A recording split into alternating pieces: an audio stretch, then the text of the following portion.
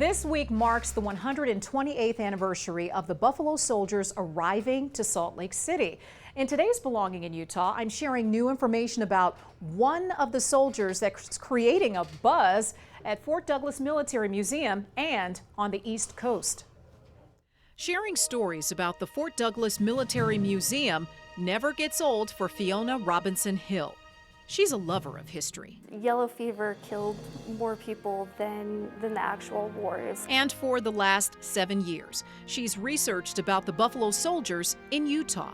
So Buffalo Soldiers came in October of 1896, and then they went to Cuba for the Spanish-American War.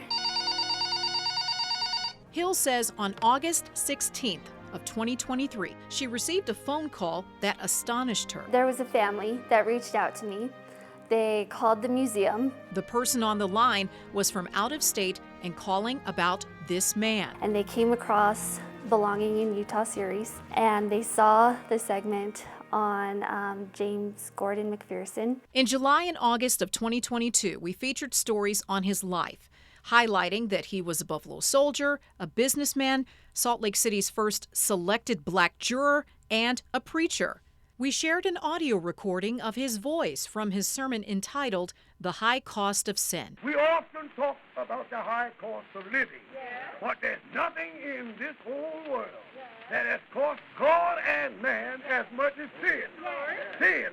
Now there's more to add to his story. He had two families, one from his first marriage in Utah and the second when he remarried in Louisiana. The existence of his second family was the surprising update for the museum. His name is Reverend James Gordon McPherson. So it's never that we discovered him. They discovered us. That's Rosalind McPherson of Philadelphia, Pennsylvania. Why is that different from McPherson? You probably have had people say McPherson in the past, right? Everybody wants to put that additional letter in there, but my folks were very firm about pronouncing it correctly. We all have pictures of my grandfather and our grandmother, so we've known about him forever. We just don't know anything about his first family. Or his life in general in Utah. And that's where Fiona comes in. Because Buffalo Soldiers in Utah is not a widely known thing. It's not talked about.